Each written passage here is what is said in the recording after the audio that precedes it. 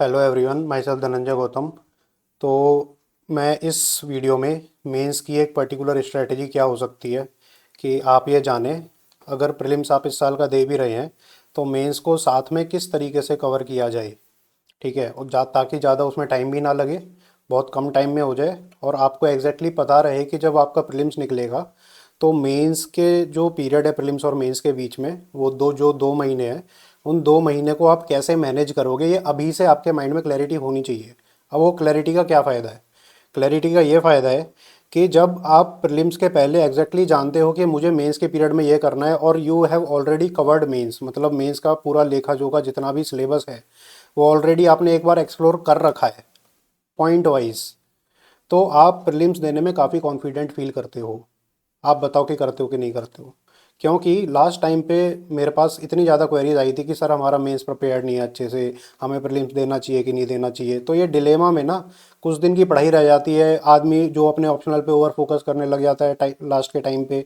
ठीक है, कंटेम्पलेट करने जाता है कि how I will prepare for mains after prelims, फिर वो कह देता है मेंस तो प्रिपेयर ही नहीं है, तो वहीं पे उसका जो कॉन्फिडेंस है ना वो डगमगा जाता है बेसिकली। तो ये चीज़ हमें नहीं होने देनी है। ठीक है, तो इसके लिए आप सिलेबस पॉइंटर जितने भी मेंस के हैं उन सिलेबस पॉइंटर्स पे अगर नोट्स नहीं प्रिपेयर कर रखे हैं, उसके बावजूद, वैसे मैं ये चाहूँगा कि आप नोट्स प्रिपेयर कर लें और वो कैसे करने हैं वो भी मैं इस वीडियो में बताऊँगा। अगर आपने नोट्स प्रिपेयर नहीं भी कर रखे हैं तो एटलीस्ट आप ना एक्सप्लोरेशन कर लें सिलेबस का, और सिलेबस पॉइंटर्स के अंदर पॉइंट्स का एक्सप्लोरेशन कर लें, डिस्कशन कर लें बेसिकली। ठीक है, तो ये चीज़ काफ़ी ज़्यादा हेल्प करती है मेंस की प्रिपरेशन के लिए, और प्रीलिम्स से डिफरेंट नहीं है ये। आपको ये चीज़ प्रीलिम्स में हेल्प देगी ही देगी, और ये आपको इस पूरी वीडियो में क्लियर हो जाएगा किस तरीके से देगी। हाँ, आंसर राइटिंग के लिए आपको इतना इनफ टाइम नहीं मिल रहा है, मान ली बात, लेकिन आप एटलीस्ट पीवाईक्यू की ब्रेन स्टॉर्मिंग, एटलीस्ट पिछले 2-3 साल के पीवाईक्यू तो कर ही सकते हो ना। ठीक है, तो मेरा प्रोग्राम जो आ रहा था 10 नवंबर से, वो हो गया पोस्टपोन। ठीक है, वो अब आएगा 1 दिसंबर से, क्योंकि बहुत सारे रीज़न थे। सबसे बड़ा रीज़न है कि I didn't get the time to do enough publicity for it. तो ये मेरा प्रोग्राम है जो कि आएगा 1 दिसंबर से 1 दिसंबर। आप इस प्रोग्राम को देखना क्यों ज़रूरी है, इस प्रोग्राम की पूरी डिटेल देखें। ये इसलिए ज़रूरी है कि अगर आप खुद से भी प्रिपेयर कर रहे हो, मेरी हेल्प नहीं चाहिए कोई बात नहीं, लेकिन आप ये देख लें कि किस तरीके से इस प्रोग्राम को डिज़ाइन किया गया है, ताकि आपको एक क्लैरिटी मिले कि आपको अगर खुद भी करना है तो कैसे करना है। But I would highly recommend to buy this programme. ठीक है, और मैं आपको एक और खुशखबरी देता हूँ इसमें कि 20,000 का ये प्रोग्राम था, जिसमें मैं बिल्कुल एडामेंट था कि कम नहीं करूँगा फ़ीस, क्योंकि मेरा खर्चा ही इतना आ रहा था। But I have given a discount, लेकिन उस डिस्काउंट की कंडीशन है कि अगर आप 10 तारीख तक, 10 नवंबर तक अगर इसको ख़रीदते हैं रात के 12 बजे तक, ठीक है, तब आपको इसमें 3,000 का डिस्काउंट मिलेगा। आप जाएं मेरी एप्लीकेशन डाउनलोड करें, उसमें जब बाई नाउ का ऑप्शन आएगा तो आपको नीचे डिस्काउंट कूपन मिल जाएगा, उस पर क्लिक करके आप 3,000 का डिस्काउंट डायरेक्टली ले सकते हैं। ये डिस्काउंट नहीं रहेगा 10 के बाद। ठीक है, तो अब बात करते हैं कि मेंटरशिप कोर्स में होगा क्या क्या। मेंटरशिप कोर्स में हमारे पीवाईक्यू बेस्ड अप्रोच है। ठीक है, टोटल हम पीवाईक्यू बेस्ड चलेंगे, और ये प्री और मेंस दोनों के लिए है। ठीक है, अगर सिर्फ मेंस का परचेज करना चाहते हैं तो मेंस का भी है। मेंस की फ़ीस जो है 9,999 है। ठीक है, इस पर डिस्काउंट नहीं है, क्योंकि ये काफ़ी डेलिब्रेशन के साथ बनाया गया है और इसमें काफ़ी एफर्ट लगने वाला है मेरी तरफ से भी और आप लोगों की तरफ से भी। अगर आप एफर्ट नहीं डालेंगे तो मेरे एफर्ट का कोई फ़ायदा नहीं है। ठीक है, देन इसमें जो भी आपको प्रॉब्लम्स आती है नोट्स बनाने के लिए, प्रीलिम्स के और मेंस के दोनों के नोट्स इसमें एडिड है। मैं दिखाऊंगा किस तरीके से। प्रीलिम्स की मेरी वीडियो है, आप देखना उस वीडियो को। ठीक है, लास्ट वीडियो मैंने डाली है, तो उसमें प्रीलिम्स की स्ट्रैटेजी, इसमें सिर्फ मेंस की स्ट्रैटेजी डिस्कस करेंगे कि किस तरीके से आपको मेंस प्रिपेयर करना है, और मेरे साथ जुड़ते हैं तो मैं किस तरीके से कराऊंगा। अब बात आते हैं कि मेंटरशिप सेशन में सर क्या क्या रहेगा। देखो, सबसे पहली चीज़, जो सबसे इंपॉर्टेंट चीज़ है, वो है ग्रुप सेशंस। उसके बाद जो है फोकस्ड गाइडेंस। फोकस्ड गाइडेंस का मतलब है मैं पर्सनल सेशंस भी लूँगा फॉर ईच पर्सन। ठीक है, कहीं भी कोई फंस रहा है तो मैं पर्सनल सेशन लूंगा। There will be a number where you can call any time for the student who have paid for the course. ठीक है, और फिर मैं तुम्हारी पर्सनल डाउट जो भी है, तुम्हारे नोट्स देखूंगा, तुम्हारी शीट्स देखूंगा, और जहाँ भी तुम्हें प्रॉब्लम आ रही है तुम्हारा माइंड खोलने की मैं पूरी कोशिश करूंगा, और मैंने जिसके साथ कोशिश करी है उसका खुल ही जाता है। ठीक है, you have seen that basically. और ग्रुप सेशंस में ये ऐसे ग्रुप सेशन नहीं है कि बस बता दो जी सर कैसे करें क्या करें, no. These will be subject focused group discussion. अब मैं आपको बताता हूँ, ये आप ग्रुप सेशन आप सोच रहे हो कि किस तरीके से, वैसे आपने देखे होंगे, but still if you have not seen that, join my Telegram channel freedom UPSC channel. उसमें मैं इस पूरे महीने गवर्नेंस के, सोसाइटी के, आईआर के और इंटरनल सिक्योरिटी के ग्रुप सेशन लूंगा। You will see for your self कि किस तरीके से मैं ग्रुप सेशन लेता हूँ, किस तरीके से सब्जेक्ट को बहुत तरीके से तोड़ के उसको बहुत आसान बना देता हूँ। ठीक है। और फिर इसमें इंटरेक्टिव लाइव सेशन रहेंगे। इंटरेक्टिव लाइव सेशन का क्या मतलब है? इसका ये मतलब है कि सिलेबस जो है उसका एक हम पॉइंटर उठाएंगे, उस पॉइंटर के हम डिस्कस करेंगे कि किस तरीके से इस पॉइंटर पे क्वेश्चन बन सकता है। 4-5 तरीके से ज़्यादा क्वेश्चन नहीं बन सकता है।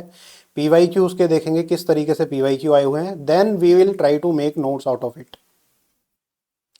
अब ये नोट्स आप भी बना सकते हो, मैंने भी बनाए हुए हैं। अगर आपने पहले से नोट्स बनाए हुए हैं तो मेरे नोट्स से आप एडिशन कर सकते हैं उसमें कुछ भी। ठीक है। But I prepared a very full proof notes. अगर आप उनको करेंगे तो बहुत ही छोटे में, देखो क्या होता है ना कि प्री के बाद आपको नहीं पता कि आपको, सबको लगता है कि क्या करना चाहिए, सब लोग भागते हैं टेस्ट सीरीज़ के पीछे कि टेस्ट सीरीज़ कर। अब भाई तुमने पीवाई क्यों लिखी नहीं है, टेस्ट सीरीज़ तुम पहले लिख लो।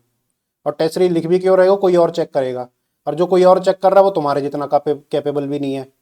तो फायदा क्या है इस टेस्ट सीरीज देने का? और इस टेस्ट सीरीज में 1000 रुपये का आप एक टेस्ट पड़ता है, एक टेस्ट 1000 रुपये का पड़ता है। मैं ये कहता हूँ इस टेस्ट सीरीज की जरूरत ही नहीं आने वाली। इस प्रोग्राम के बाद मैं आपको इतना कैपेबल बना दूंगा कि आप खुद दूसरों की टेस्ट सीरीज चेक करने लायक हो जाओगे। मतलब खुद आपको एग्जैक्टली पता लग जाएगा कि भाई इस टेस्ट में ये आंसर कितना अच्छा है, कितना बुरा है, इसमें क्या आना चाहिए, क्या मिस्टेक है, सब चीज़ पता लग जाएगी। Because you have been with me for 5 months। ठीक है। Before prelims in this mains programme. हम नोट्स मेकिंग वर्कशॉप्स होंगी कि किस तरीके से आपको नोट्स बनाए जाएं। वैसे मैं अपने दूंगा, but still if you want to make your own notes, addition from other sources, आप न्यूज़पेपर से ऐड करना चाह रहे हो, तो मैं एग्जैक्टली बताऊंगा कितना आपको लेना है, कितना नहीं लेना है, क्या रिक्वायरमेंट है, क्या नहीं है। That is why I told कि भाई ये प्रोग्राम सिलेबस कंप्लीशन से बाहर जाता है। ये आपको डीप इनसाइट देता है मेंस में। दुनिया सिलेबस कंप्लीशन के पीछे लगी हुई है, सिलेबस कंप्लीट तो हमें करना ही है, but we have to do it in a smart way. ऐसा नहीं है कि भाई सारा everything under the sun you read. अब इकोनॉमिक्स में फॉर एग्जांपल ले लो। ठीक है। इकोनॉमिक्स में मुरनाल सर की पीडीएफ है, आपको पता है मेंस की कितनी बड़ी है, 500-600 पेज की है। अब इकोनॉमिक्स आती कितनी है? इकोनॉमिक्स 80-100 नंबर की आती है बस। बाकी तो उसमें एग्रीकल्चर रहता है। ठीक है। बाकी उसमें सिक्योरिटी रहता है GS3 में, उसमें डिजास्टर मैनेजमेंट रहता है, उसमें साइंस एंड टेक रहता है। तो इनको तुमने उतना अच्छे से किया जितना तुम इकोनॉमिक्स के पीछे भाग रहे हो। और जब मैं अभी, थोड़ा सा वेट कर लो बस, इकोनॉमिक्स को अगर मैं बताऊंगा तो you don't need to read these 500-600 pages even. You just prepare the themes which are there in the economics. ठीक है। I will tell you how I have break down. ठीक है। उसके बाद आपको पूरी इसमें स्ट्रेटजी स्केड्यूलिंग मिलेगी विद प्री। जैसे जैसे प्री का सिलेबस चलेगा वैसे वैसे मेंस के हम क्वेश्चन करेंगे। फॉर इंस्टेंस, आपको लगता है कि भाई प्री और मेंस अलग अलग है, सब अलग अलग तैयारी कर रहे हैं। ठीक है, तैयारी कर रहे हो, मान लो। अब पीआरआई का टॉपिक ले लो फॉर इंस्टेंस। अब ये पीआरआई का टॉपिक है। अब पीआरआई के टॉपिक में आप प्री में क्या पढ़ते हो कि कैसे इसका इवोल्यूशन हुआ, कैसे बनी, ठीक है, इसका इलेक्शन कैसे होता है, ठीक है, कितने तरह की होती हैं, ये सभी तो पढ़ते हो प्री में। अब फिर सोचते हो इतना तो हमने पढ़ लिया लक्ष्मीकांत से, अब भाई हम रेडी हो गए मेंस देने के लिए। मेंस में क्वेश्चन क्या आएगा? Have PRI been successful after their formulation? Are PRI playing a role in the development of एसएचजीज in India, self help groups in India? इस तरह के क्वेश्चन है। अब वहाँ घूम जाओगे तुम, यार मैंने पढ़ा तो पीआरआई के बारे में था, लेकिन जो मेरी इन्फॉर्मेशन है उससे बस मैं इंट्रो तक तो लिख सकता हूँ, लेकिन इंट्रो के बाद नहीं लिख सकता। अब इसलिए मेंस के लिए रिक्वायरमेंट है। अगर आप मेंस में उसके अभी तक में उसमें क्या हुआ और उसमें क्या प्रॉब्लम्स हैं और उसमें क्या सॉल्यूशंस हैं, अगर ये हम डिस्कशन कर लें सेशन में बैठ के हिंदी में प्रॉपर मज़ेदार, ठीक है, कि भाई वहाँ ये दिक्कत है, वहाँ ये दिक्कत है, 4-5 केस स्टडी डिस्कस कर लें, तो आप बताओ कि क्या ये प्रीलिम्स की जो इन्फॉर्मेशन है ये भी आपकी कंठस्थ नहीं होगी? आपको प्रीलिम्स की प्रेपरेशन रट्टीबाजी लगेगी ही नहीं। आप अभी सोच रहे हो ना प्रीलिम्स के लिए कितना रटना है, रटना ही नहीं है। क्योंकि अगर आप उनके इशू सॉल्यूशन जान जाओगे हर टॉपिक के, तो आपको प्री के लिए भी नहीं रटना है। और अगर प्री में क्वेश्चन थोड़ा एनालिटिकल आ गया तो आप फिर वहाँ फंस जाते हो। वहीं पे मैं कहता हूँ गट फीलिंग लगानी चाहिए। ठीक है, ग्राउंड रियलिटी देखनी चाहिए। अब आप प्री में फैक्ट्स रट के जा रहे हो लेकिन ये ग्राउंड रियलिटी नहीं देख रहे हो ना, तो वहाँ आपके तुक्के गलत होते हैं फिर। तो इसीलिए मेंस की प्रेपरेशन थोड़ी सी प्री के साथ करनी चाहिए।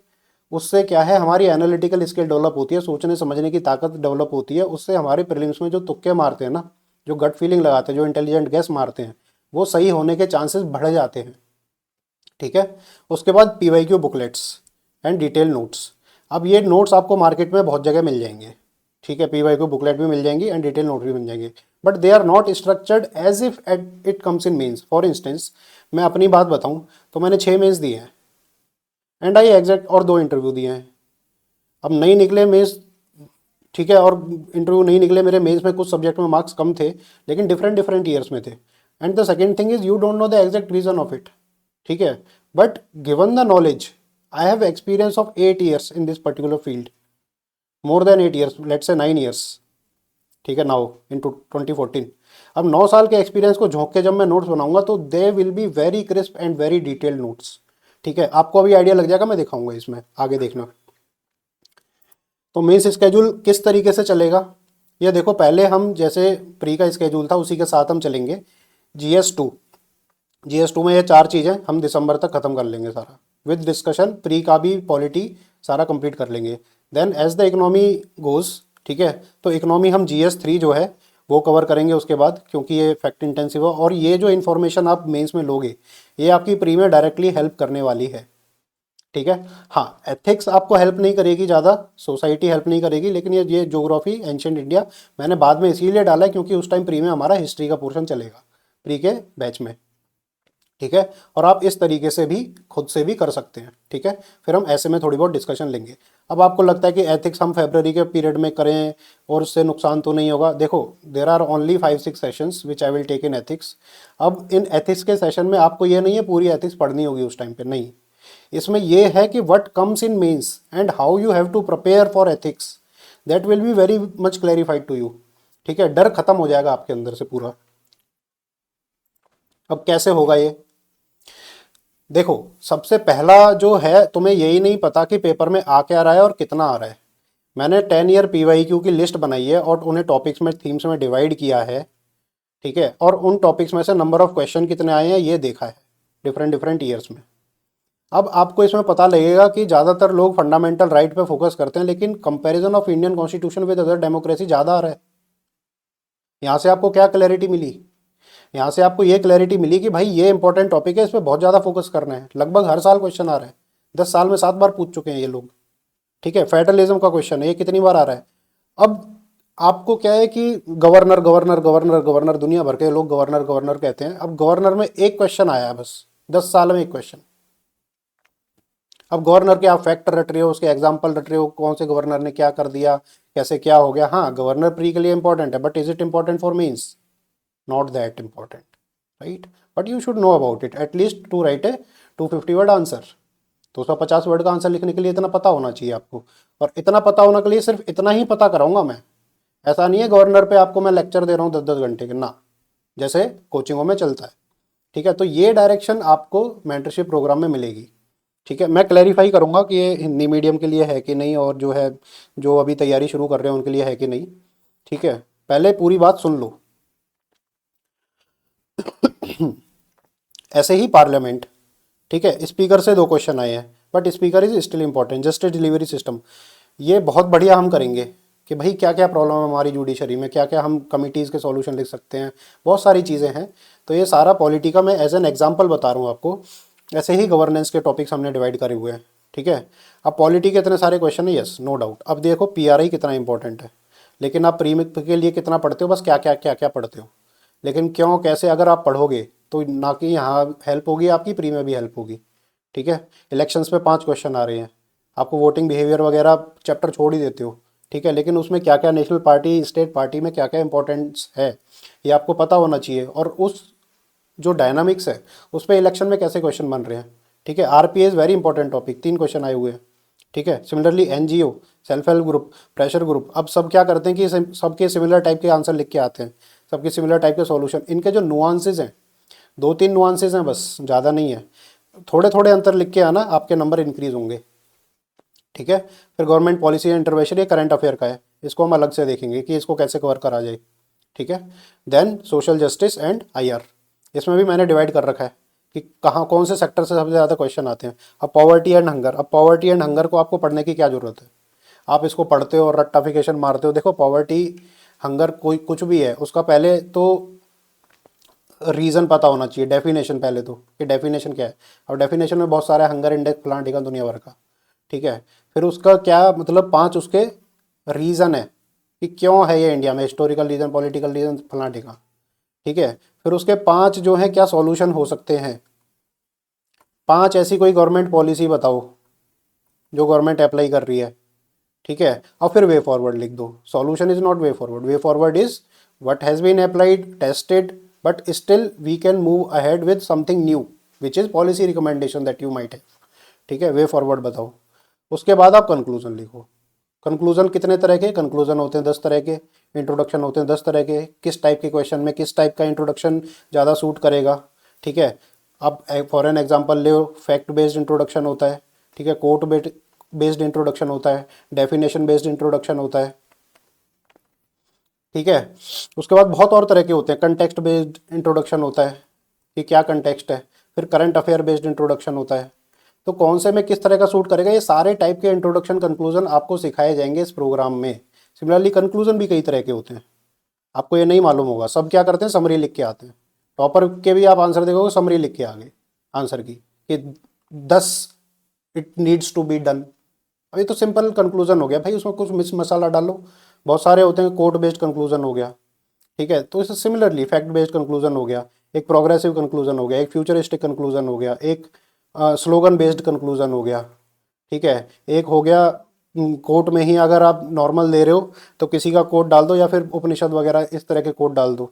स्लोगन में जैसे नया भारत श्रेष्ठ भारत, इस तरह के कोई स्लोगन डाल दो, ठीक है। तो बहुत तरह के कंक्लूजन हो सकते हैं, ठीक है, आपको अभी आइडिया नहीं है। और फ्यूचरिस्टिक कंक्लूजन में भी, एक तरह के कंक्लूजन में भी कई तरह की लाइंस फ्रेम हो सकती हैं कि भाई फ्यूचर किस तरह का आप दिखाना चाह रहे हो, ठीक है। क्या यूटोपियन फ्यूचर दिखाना चाह रहे हो, क्या रियलिस्टिक फ्यूचर दिखाना चाह रहे हो, क्या present based short term future दिखाना चाह रहे हो, क्या लॉन्ग टर्म फ्यूचर दिखाना चाह रहे हो, what are you achieving in the society, ठीक है। तो उसमें भी कई तरह के नुआंसेस हो सकते हैं। तो ये सारी चीज़ें मैं आपको इस प्रोग्राम में खुल के बताऊंगा। अब बात आती है कि किस तरीके से बताओगे सर जी। ये देखो, ये हैं थीम्स जो मैंने दिखाई थी पॉलिटी के पेपर में, ठीक है। ठीक है, प्रियम्बल, बोरोड, कॉन्स्टिट्यूशन, ये वाला देखा। अब इसमें जैसे मैंने बताया था नंबर ऑफ PYQs, ये मैंने यहाँ डिवाइड लिख रखे हैं बेसिकली। अब प्रियम्बल का ये PYQ आया 2016 में, 2016 के बाद आया ही नहीं है। तो is it a possibility to repeat, yes there might be, there might not be, ठीक है। फिर बोरोड कॉन्स्टिट्यूशन का एक ही आया, सेपरेशन ऑफ पावर का एक ही आया 2019 में, ठीक है। लेकिन आप ये constitution importance, constitutionalism, features of constitution वाला जो चैप्टर है, इसमें देखो 2023 में 3 PYQ आए हैं और वो भी 15-15 नंबर के भाई। देखो 10 नंबर का, 15 नंबर का। तो is this topic not become important, yes it becomes important. Trailer दे दिया था यूपीएससी ने 2021 में कॉन्स्टिट्यूशनल मोरालिटी पे क्वेश्चन पूछ के, ठीक है। तो we'll prepare this in full detail. Similarly आप देखो बेसिक स्ट्रक्चर हो गया, फिर कंपैरिजन। अब ये कंपैरिजन में देखो कितने सारे, लगभग हर साल क्वेश्चन आ रहा है, ठीक है। 24 में आया, 23 में आया, 22 में आया, 20 में आया। तो इस टॉपिक को क्या आपको फुल्ली कवर नहीं करना चाहिए? और किस किस से, अब आप पूछ रहे हो कि भाई कॉन्स्टिट्यूशन के कंपैरिजन पूछ रहा है तो दुनिया की सारी कंट्रीज से करना है? नहीं भाई, कहीं कहीं अपन को ना जो मेजर मेजर कंट्रीज में डिफरेंसेस हैं वो देखना पड़ेगा। यूएस से तो कंपेयर होता ही है, क्योंकि यूएस से अपने लक्ष्मीकांत में भी कंपेयर कर रखा है। यूके से कंपेयर होता है क्योंकि यूके से हमने इंस्पिरेशन ली हुई है ना। फिर फ्रांस से होता है, फ्रांस से क्या होता है, सेक्युलरिज्म फ्रांस का थोड़ा डिफरेंट है, और फ्रांस का मिक्सड सिस्टम है ना। इसका कौन सा सिस्टम है, इसका पार्लियामेंट्री सिस्टम है, इसका प्रेसिडेंशियल सिस्टम है, इसका क्या है, मिक्स्ड सिस्टम है। तो ये डिफरेंस आ गया। अब चाइना के से आप कंपेयर, चाइना तो बिल्कुल ही डिफरेंट कम्युनिस्ट हो गया, तो इसलिए वो पूछता नहीं है कि बहुत ज़्यादा डिफरेंस लोगों को पता होंगे पहले से। तो फिर उसी में घूमता रहता है, किसी में सेक्युलरिज्म पूछ लिया, किसी में बेसिक टेनेट पूछ लिया, डेमोक्रेसी पूछ लिया कि किस तरीके से डिफरेंट है, ठीक है, इक्वलिटी किस तरीके से डिफरेंट है। तो बेसिकली तुम्हें राइट्स बेस्ड डिफरेंस ही पूछ रहा है वो। अब ये 3-4 कंट्री का लगा के तुमने राइट्स बेस्ड डिफरेंट समझ लिया, एक क्वेश्चन तुम्हारा 15 नंबर का पक्का, खत्म। इसी तरीके से फंडामेंटल राइट्स का आप देख लो, ठीक है। इसी तरीके से DPSP फेडरलिज्म देख लो, गवर्नर देख लो, ऑर्डिनेंस का कौन सा क्वेश्चन आया है, ठीक है। अब ये क्वेश्चन जो हैं, इन क्वेश्चन को एक एक करके मैं इन पे ब्रेनस्टॉर्मिंग करवाऊंगा सब पे, every question will be brain stormed, every question will be brain stormed. और आपने मेरे ब्रेन स्टॉर्मिंग सेशन देखे होंगे तो पता लग जाएगा आपको कि किस तरीके से क्वेश्चन देखते ही आपको एग्जैक्टली आइडिया लग जाएगा कि इसमें मेरे को लिखना क्या है, कैसे लिखना है, किस स्ट्रक्चर से लिखना है, इंट्रोडक्शन किस टाइप का होना चाहिए, कंक्लूजन किस टाइप का होना चाहिए। ठीक है, खुद से कर सकते हैं आप। ठीक है, well and well good, notes हैं मार्केट में, आप करें। ठीक है, तो इस तरीके से आपको ये सारे करने हैं। अब जैसे पार्लियामेंट पे तो आपने क्वेश्चन पूछ लिया कि पार्लियामेंट है इस तरीके से है, उसके इश्यूज़ क्या हैं, पार्लियामेंट के सॉल्यूशन क्या हैं। ठीक है, पार्लियामेंट्री कमिटीज़ आपको उतने अच्छे से नहीं आती होंगी, क्योंकि आपको पता है पार्लियामेंट्री कमेटी होती है कई तरीके की। कभी पीएसी पे पूछ लिया, कभी पीयूसी पे क्वेश्चन पूछ लिया, कभी एस्टीमेट कमेटी पे उसने क्वेश्चन पूछ लिया, यू डोंट नो। अब पहले देख लो किस पे पूछ लिया उसने। एस्टीमेट कमेटी पे पूछा है, यस। फिर पीएसी पे पूछा है, यस। फिर डीआरएससी पे पूछा है, यस। ठीक है, फिर ओवरऑल पूछा है कि फाइनेंशियल कमिटीज़ ओवरऑल पूछा है। ठीक है, तो लेना देना क्या है इनका? लेना देना ये है, सबका आंसर सेम है। मतलब you should know the problem with the committees, और फिर जो जो कमिटी पूछी है उसका कुछ स्पेसिफिक डाल दो। अब ये कैसे कवर होगा? स्पीकर है, स्पीकर में पूछ रहा है, रोल पूछ रहा है। ठीक है, फिर वन से स्पीकर ऑलवेज स्पीकर, उसके पूछ रहा है कि ये क्या सही है, यूके में जिस तरह से प्रैक्टिस हो रही है वो सही है, इंडिया में लाई जा सकती है या नहीं लाई जा सकती। अब इसका देखो सॉल्यूशन, ऐसे बहुत सारे जस्टिस डिलीवरी सिस्टम ट्राइब्यूनल्स। ठीक है, अब मैं आपको सैंपल दिखाता हूँ। ये पार्लियामेंट्री कमेटीज हो गई। ठीक है, अब आपने 10 जगह से पढ़ी होगी, लक्ष्मीकांत से भी पढ़ी होगी, लेकिन क्या जो आपने पढ़ा है वो इनफ है इन आंसर्स को राइट करने के लिए? अब ये देखो, अगर इसको देखना, अगर ये इनफ लगता है तो मेरे को बताना। पार्लियामेंट्री कमेटी होती क्या है? कि भाई ग्रुप ऑफ मेंबर है, ग्रुप ऑफ एमपीज है who come together nominated by speaker और chairman to do a particular task, that is called a committee. खत्म हो गई कहानी। अब इस तरीके से आप डिफाइन कर दोगे कमिटीज़ को, या फिर आपके पास कोई फैक्ट है तो फैक्ट बहुत सारे हैं इसमें, तो आप उसे कोट कर सकते हो। जैसे टाइप ऑफ पार्लियामेंट्री कमिटीज़, अब ये पार्लियामेंट्री कमेटी के कितने टाइप्स हो गए? 4 तरह की हैं। 4 तरह की हमें कैसे पता है? क्योंकि क्वेश्चन में पूछी हुई है और ऑब्वियसली उसमें लिखी हुई है लक्ष्मीकांत में। अब लक्ष्मीकांत में अगर आप पार्लियामेंट्री कमेटी का चैप्टर देखने जाओगे तो 10-15 पेज का चैप्टर है, और उसमें हर कमेटी के बारे में, एवरी कमेटी के बारे में बहुत ज़्यादा उसमें ना फैक्ट्स लिखे हुए हैं। अब उन फैक्ट्स को रट रट के आप पगला जाओगे कि भाई ये सब पढ़ना पड़ेगा मेरे को पार्लियामेंट्री कमेटी का क्वेश्चन सॉल्व करने के लिए। कुछ नहीं करना पड़ेगा, मेरी बात सुन लो पहले। ठीक है, और उसमें हर कमेटी में, एस्टीमेट कमेटी में इतने मेंबर होते हैं, उतने मेंबर होते हैं, भाई नहीं रटना मेंस के लिए। मैं आपको बताता हूँ, मेंस में बस सिंपल लिखना है कि अगर क्वेश्चन आ गया तो आपको कोई भी किसी भी कमेटी का क्वेश्चन आ गया, आपको बस लिखना है पार्लियामेंट्री कमेटी 4 लिख देनी है। कौन कौन सी? DRSC standing committee, ad hoc committee, financial committee, inquiry committee, that's it. Financial committee का यहाँ पे है, इसमें 3 और जोड़ दो, PAC, PUC and estimate committee, बस खत्म। ये डायग्राम बनाओगे, कोई भी पार्लियामेंट्री कमेटी का क्वेश्चन आएगा उसमें बना के ही आओगे, और लगभग हर साल आ ही रहा है। ठीक है, देखते हैं लास्ट ईयर आया कि नहीं आया। 2023 में आया है, 2024 में पक्का 100% क्वेश्चन आएगा पार्लियामेंट्री कमेटी से। आज लिख के ले लो, मैं गारंटी ले रहा हूँ आएगा ही आएगा। सॉरी 2025 में, 2024 में क्वेश्चन नहीं आया, 2023 में आया था। और एवरी सेकेंड ईयर रिपीट हो रहा है, एवरी सेकेंड ईयर, देखो आप खुद ही देख लो। ठीक है, तो इसलिए इंपॉर्टेंट हो जाती है। अब इसमें कोई भी जैसे कमेटी है, अब उसमें प्रॉब्लम्स क्या हैं, ठीक है, और सॉल्यूशंस क्या हैं। पहले तो ये काम क्या करती हैं, ये क्यों इंपॉर्टेंट है, what are the roles of committees. पहले पूछा था ना रोल्स ऑफ कमिटीज़, अब ये रोल है। ठीक है, कि they have expertise, they do in depth scrutiny. अब आप सिर्फ इतना लिख के आ जाओगे जो हर टॉपर लिखता है, आप भी लिखोगे, लेकिन उससे फ़ायदा नहीं है ना, आपको एक ना एक एग्जाम्पल देना पड़ेगा। अब यहाँ पे मैंने एग्जाम्पल भी इंक्लूड कर रखे हैं कि जैसे अगर एक्सपर्टीज़ है तो एग्जाम्पल कोट करो कि भाई सरोगेसी बिल में एक्सपर्टीज़ दिखाई थी। ठीक है, इन डेप्थ स्क्रूटनी में joint committee on data protection में इन डेप्थ स्क्रूटनी दिखाई है। स्टेक होल्डर एंगेजमेंट करती है, बाहर से एक्सपर्ट्स बुलाती है। ठीक है, स्टैंडिंग कमेटी ऑफ एग्रीकल्चर ने फार्मर ग्रुप के वो सुनी थी। ठीक है, एक्सटर्नल एक्सपर्ट्स बुलाती है। ठीक है, not bound by the rules of partition, जो पार्टीशन होता है जैसे बीजेपी हो गया, कांग्रेस हो गया, तो सब मिलके काम करते हैं उसके अंदर। ठीक है, गवर्नमेंट को अकाउंटेबल करती है, लेजिस्लेशन को इम्प्रूव करती है, कि बिल की क्वालिटी बढ़ा देती है। और अगर कोई हेस्टी डिसीजन है कि कोई जल्दी डिसीजन जल्दी जल्दी पार्लियामेंट लेना चाह रहा है, लेकिन कमेटी में भेज के थोड़ा सा डिले हो जाता है, डिले से फ़ायदा ये होता है कि उसकी क्वालिटी इंप्रूव होती है, उस पर डेलिब्रेशन का टाइम मिल जाता है, पब्लिक कंसेंट मिल जाती है। इसमें एक और पॉइंट ऐड कर सकते हैं, पीपल पार्टिसिपेशन का चांस मिल जाता है। पीपल पार्टिसिपेशन आपने देखा होगा, बहुत सारी कमेटी, स्पेशली ये डेटा प्रोटेक्शन लॉ की जो कमेटी थी है, इसने पब्लिक डिस्क्लोजर निकाला है कि पब्लिक के डाउट्स लेने के लिए डिस्क्लोजर निकाला था। You can coat that example. ठीक है, लॉज को स्ट्रेंथन करती है ये कमिटीज़। अब ये तो हमें पता लग गया, अब इनमें चक्कर क्या है, इशू क्या है भाई, अटेंडेंस कम है, बहुत एमपी नहीं आते। अब उसके लिए कोट कर दो फैक्ट, छोटा टेन्योर है, सिर्फ 1 साल का है। अब 1 साल के बाद दूसरा एमपी आएगा उस कमेटी में बैठने, तो 1 साल जिस एमपी ने काम किया उसकी एक्सपर्टीज बनी थी थोड़ी सी, लेकिन अब दूसरा आ गया तो उसकी एक्सपर्टीज खत्म हो गई, तो we need to increase the tenure. ये सॉल्यूशन दिमाग में आया। ठीक है, फिर लिमिटेड डिबेट हो रही है कि भाई ओनली 17% कमिटीज आर, मतलब bills are been refer to the committees. ठीक है, तो 83% बिल्स तो रेफर ही नहीं किए जा रहे हैं, तो क्या वो मतलब कुछ कर रही है, तो मतलब उसके हाथ बंधे हुए हैं। फिर पॉलिटिसाइजेशन, वहाँ भी पॉलिटिसाइजेशन आ गया है कमिटीज़ में भी। ठीक है, तो आप इसका एग्जांपल ले सकते हो। फिर लिमिटेड एक्सपर्टीज, ठीक है, पॉलिटिसाइजेशन में आप इसका एग्जांपल ले सकते हो कि जब डिमोनेटाइजेशन हुआ था, एग्जांपल ड्यूरिंग डिमोनेटाइजेशन पॉलिटिसाइजेशन हुआ था। ठीक है, फ्यू बिल्स रेफर्ड, ये आ गया था हमारा ट्रांसपेरेंसी इश्यूज़ हैं, कि ट्रांसपेरेंसी इश्यूज़ क्या है कि जैसे यूएस में आपने देखा होगा कि अनलाइक यूएसए आप लिख सकते हो as an example.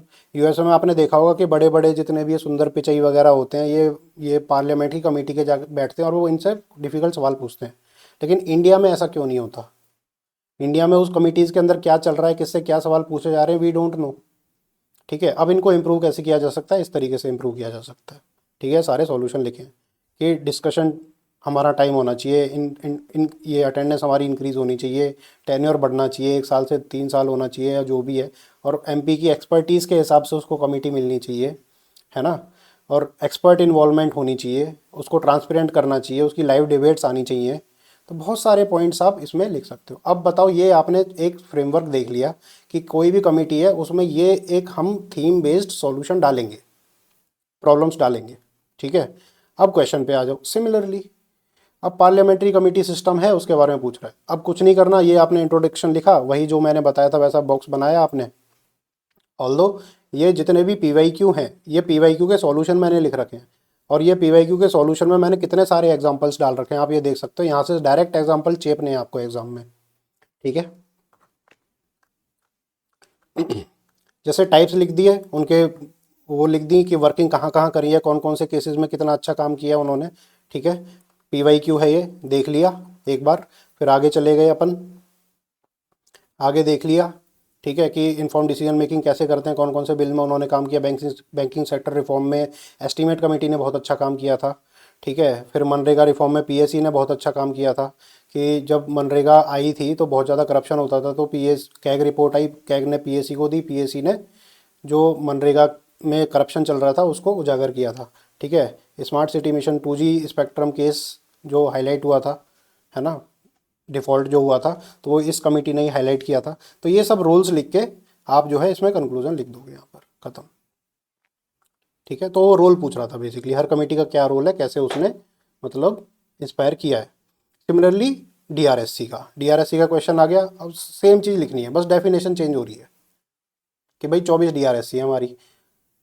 Parliamentary committee में आपने सारी लिख दी थी, उसमें इसमें 24 डीआरएससी है, सेम वही चीज़ है। एग्जाम्पल भी सब लगभग सिमिलर कोट कर सकते हो, कोविड-19 का वहाँ भी था, मनरेगा का वहाँ भी था, सब चीज़ सेम है। शॉर्ट टेन्योर है, एडवाइजरी नेचर है, दिस दैट। ठीक है, ये लिमिटेशंस हैं इसकी। ठीक है, लेस रेफरेंस पॉलिटिकल इन्फ्लुएंस, तो सेम ही है जो हमने ऊपर पढ़ा था।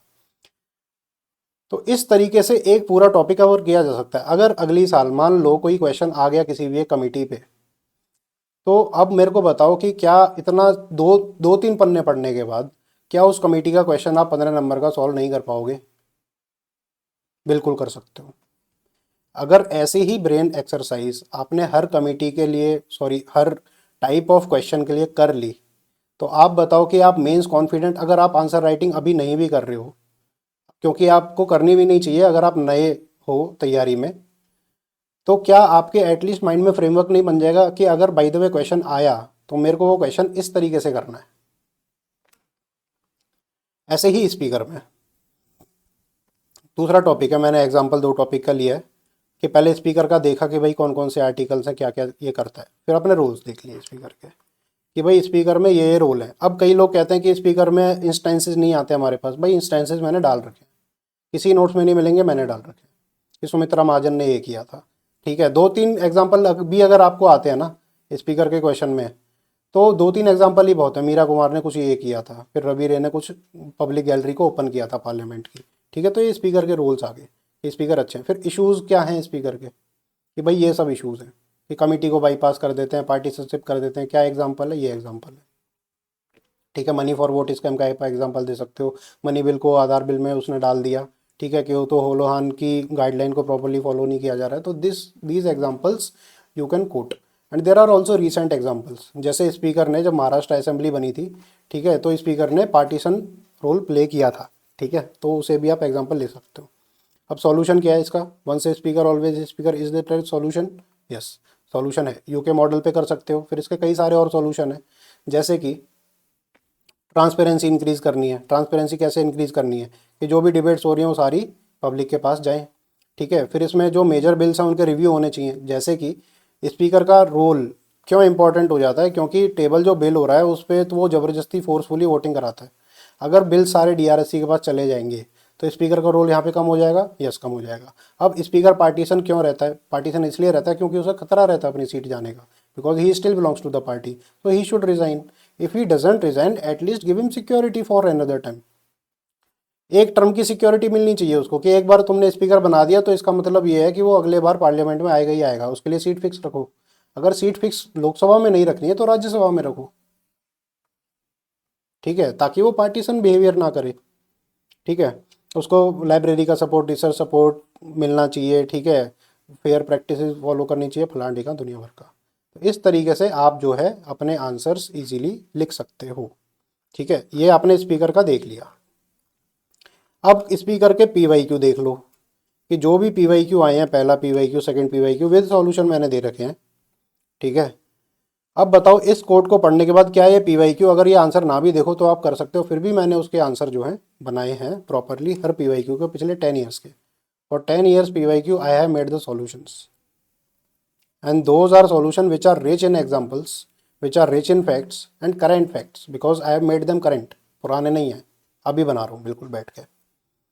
तो इससे आपको बहुत ज़्यादा क्लैरिटी मिलेगी अपनी प्रेपरेशन में। और स्पीकर और ये तो हमने इस 5 मिनट के डिस्कशन में कर लिए। अब लगाओ कि हम 3 महीने जो हैं 2-2 घंटे डिस्कशन करेंगे 4 टाइम्स ए वीक। तो आप बताओ कि आपकी सारी मेंस की प्रेपरेशन एकदम स्ट्रीमलाइन होगी कि नहीं होगी with prelims. Similarly, I have converted into themes for all the subjects. Let's say economy है। अब इकोनॉमी में आप जैसे मुरनाल के नोट्स पढ़ते हो, मैंने बताया था मुरनाल के नोट्स पढ़ते हो, भाई पढ़ने की क्या जरूरत है। ठीक है, on an average per year how many questions are coming, on an average per year 4 to 5 questions are coming. Out of these 2 question are of let's say 10 mark, 3 question are of 15 marks. तो 70 number के आसपास का आ रहा है basically. अगर agriculture निकाल दें तो 50 से 70 नंबर के बीच में आ रहा है। अब 50 से 70 नंबर के बीच में आप इतना उसमें दिमाग क्यों लगाते हो, और वो भी मैंने टॉपिक्स में डिवाइड कर रखा है, और वो भी टॉपिक्स को भी सब टॉपिक्स में डिवाइड कर रखा है बेस्ड ऑन पीवाईक्यू, और उन पे सारे बढ़िया तरीके से नोट्स बना रखे हैं। Isn't it easy to do? Similarly for agriculture we can do for every syllabus pointer. Let's say economics का ये एग्जांपल ले लो। अब आपको जो है इसमें प्रॉब्लम आती है कि भाई इकोनॉमिक्स में कहाँ से क्वेश्चन आ रहा है। अब नेशनल इनकम अकाउंटिंग है, इसमें भाई क्या आ रहा है क्या नहीं आ रहा है हमें क्या पता है। पीवाईक्यू देख लो ना, जीडीपी आ रहा है मेजरली, कि जीडीपी पे क्या इम्पैक्ट है इन्फ्लेशन का, जीडीपी हमारी इन्वेस्टमेंट से कैसे बढ़ेगी, है ना। और जीडीपी में वी शेप्ड मॉडल क्या कैसे, मतलब मेजरली 2 टाइप के क्वेश्चन है। अगर आपने जीडीपी में ये कर लिया कि जीडीपी होती क्या है, पहले तो व्हाट इज जीडीपी, है ना। What is the good of GDP, कि why GDP is good, why we need GDP. ठीक है, roles of GDP, what are the issues with GDP growth. 2 तरह के इश्यूज हो सकते हैं, कि जीडीपी ग्रोथ नहीं हो रही तो इश्यूज हो सकते हैं, जीडीपी ग्रोथ बहुत ज़्यादा हो रही है तो इश्यूज हो सकते हैं, जैसे जॉबलेस ग्रोथ फॉर इंस्टेंस। ठीक है, तो वो इश्यूज लिख दिए तुमने कि जॉबलेस ग्रोथ है, ये फला ढिकान 7-8 इश्यूज लिख दिए। अब सॉल्यूशन क्या है, अपने को जीडीपी कैसे इंप्रूव करनी है, at the same time we need to maintain the inflation. ठीक है, उसके तुमने 6-7 सॉल्यूशन दिमाग में डाल लिए। अब कंक्लूजन डाल लिया कि किस तरीके का आप कंक्लूजन लिख सकते हो। ये सारे आंसर आप सिर्फ इतनी इन्फॉर्मेशन में कैटर कर सकते हो। फिर इन पे हम डिस्कशन करेंगे PYQ पे। पहले वो इन्फॉर्मेशन लेंगे, फिर इन PYQs पे हम एक एक करके डिस्कशन करेंगे। अब बताओ कि आपका प्रिपेयर हो रहा है कि नहीं हो रहा है। अब इतना आपने कर लिया, मान लो फॉर एन एग्जांपल मैंने आपको शुरू में बताया था कि आप खुद के चेकर खुद ही बन जाओगे। अब आप बताओ कि पार्लियामेंट्री कमिटीज़ में मैंने आपको सारे इन PYQs को कैसे हैंडल करना है वो बता दिया, प्लस इनके मैंने तुम्हें प्रॉपर नोट्स प्रोवाइड कर दिए। अब आप बताओ कि अगर आप कोई भी कमिटी का क्वेश्चन का किसी भी कैंडिडेट का आंसर देखते हो, चाहे खुद का ही देखते हो, तो क्या आपको एग्जैक्टली नहीं पता लग जाएगा is it a good answer और is it a bad answer? लग जाएगा। तो why are you investing in test series? 30-30 हज़ार की टेस्ट सीरीज ले रहे हो भाई, मेरे प्रोग्राम को खरीद लो, सस्ते में आपकी पूरी तैयारी करा रहा हूँ मैं। So this is how I have prepared the programme. और 1 दिसंबर से है। अब 1 दिसंबर से है तो इस बीच में आप क्या करोगे? इस बीच में आप अपना ऑप्शनल प्रिपेयर करने की कोशिश करोगे और मेरे सेशंस अटेंड करोगे। सेशंस में गवर्नेंस, सोसाइटी, IR और इंटरनल सिक्योरिटी मैं कराऊंगा हफ्ते में 3 दिन ग्रुप सेशन। अगर आप अभी भी डिलेमा में है कि लेना चाहिए कि नहीं लेना चाहिए, just be with me, idea लग जाएगा। ठीक है, मैं बहुत बढ़िया तरीके से दिमाग खोलता हूँ और कॉन्फिडेंस की बात नहीं है, लेकिन 9 साल का एक्सपीरियंस बोलता है। तो आप देखें इसको, है ना, और एनरोल करें। 10 तारीख से पहले मैं चाहूँगा कि जो भी सीरियस हैं इसे एनरोल करें, टेलीग्राम चैनल ज्वाइन करें, और उनको 3000 का डिस्काउंट है, बाद में डिस्काउंट नहीं रहेगा। Thank you all. ठीक है, और मिलते हैं नेक्स्ट वीडियो में।